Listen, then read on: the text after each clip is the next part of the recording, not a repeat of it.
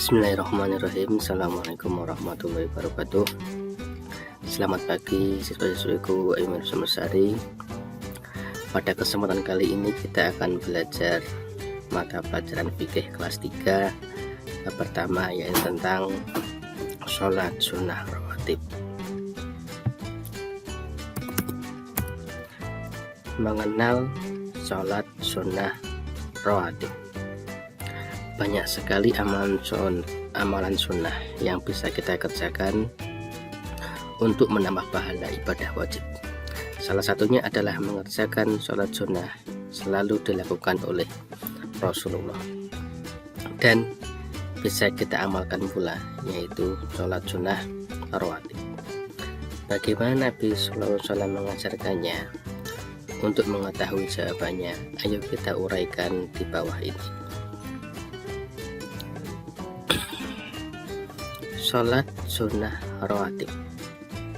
Sholat sunnah rawatib adalah sholat sunnah yang mengiringi sholat fardu, yaitu sholat yang dikerjakan sebelum dan sesudah sholat fardu.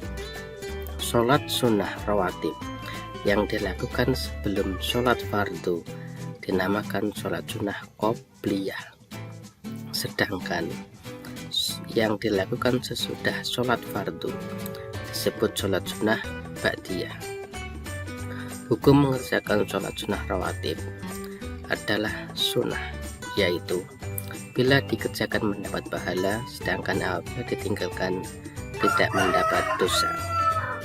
Akan tetapi rugi jika tidak melakukan, kita mendapatkan pahala. Jadi sholat sunnah rawatib itu adalah sholat sunnah yang mengiringi sholat fardu. Pernahkah adik-adik kalian ke masjid sebelum sholat dimulai, ada yang sholat terlebih dahulu? Lah, itu namanya sholat sunnah rawatib. Kalau sholat sendiri sebelum sholat fardu dimulai, itu namanya sholat qobliyah. Lah, pernahkah adik-adik menjumpai juga setelah sholat fardu dilaksanakan ada yang sholat lagi 2 rakaat? Nah, itu namanya sholat rawatib ba'diyah atau sholat sunnah rawatib yang dilakukan sesudah sholat fardu. Itu adalah pengertian tentang sholat sunnah rawatib qobliyah, sholat sunnah rawatib ba'diyah. Lah, bagaimana ketentuan sholat sunnah rawatib? Sholat sunnah rawatib ada yang sering dilakukan oleh Nabi Muhammad dan ada juga yang jarang dilakukannya. Sholat sunnah rawatib yang sering dilakukan oleh Nabi Sallallahu Alaihi Wasallam disebut sholat sunnah mu'akkad, sangat dianjurkan untuk mengerjakannya. Sedangkan yang jarang dilakukan oleh Nabi disebut sholat sunnah ghairu mu'akkad, tidak ditekankan untuk mengerjakan. Yang pertama adalah sholat sunnah rawatib mu'akkad. Kira-kira sholat rawatib apa saja yang sangat dianjurkan untuk mengerjakan? Nah, di sini yang dimaksud dengan sholat sunnah rawatib mu'akkad yaitu sholat sunnah 12 rakaat dalam sehari semalam, seperti yang dijelaskan dalam hadis Nabi riwayat At-Tirmizi dari Aisyah. Nabi SAW sabda yang artinya barang siapa merutinkan sholat sunnah 12 rakaat dalam sehari, maka Allah akan membangunkan bagi dia sebuah rumah di surga. 12 rakaat tersebut adalah 4 rakaat sebelum zuhur, 2 rakaat sudah zuhur, 2 rakaat sudah maghrib, 2 rakaat sudah isya, dan 2 rakaat sebelum subuh. Hadis riwayat Bukhari dan Muslim.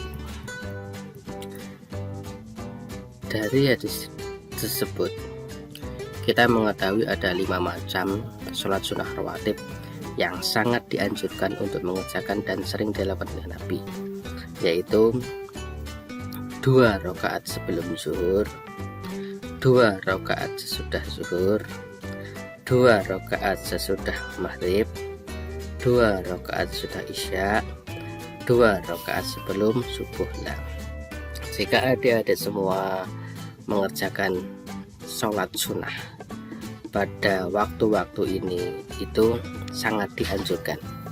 Misalnya kalian nanti saat sholat zuhur, lah sebelum sholat zuhur kalian 2 rakaat sebelum zuhur. Nah, setelah sholat zuhur kalian sholat lagi 2 rakaat sudah zuhur. Lah itu sangat dianjurkan karena Nabi Muhammad SAW sering mengerjakan sholat sunnah tersebut. Yang kedua, sholat sunnah rawatib ghairu muakkad, terdiri dari 4 rakaat sebelum zuhur, maksudnya yaitu 2 rakaat pertama termasuk sunnah muakkad, 2 rakaat berikutnya termasuk ghairu muakkad. 4 rakaat sudah zuhur, maksudnya 2 rakaat pertama termasuk sunnah muakkad, 2 rakaat berikutnya termasuk ghairu muakkad. 4 rakaat sebelum asar, 2 rakaat sebelum maghrib, 2 rakaat sebelum isya. Nah, yang tadi kalau kalian mengerjakan sholat sunnah 2 rakaat sebelum zuhur, itu justru malah baik atau sangat dianjurkan. Tetapi kalau kalian menambahkan 2 rakaat lagi menjadi 4 rakaat, justru itu kurang dianjurkan. Jadi yang dianjurkan adalah yang 2 rakaat sebelum sudah zuhur, maghrib, isya, dan subuh. Itu adalah beberapa materi yang dapat Pak Ihsan sampaikan.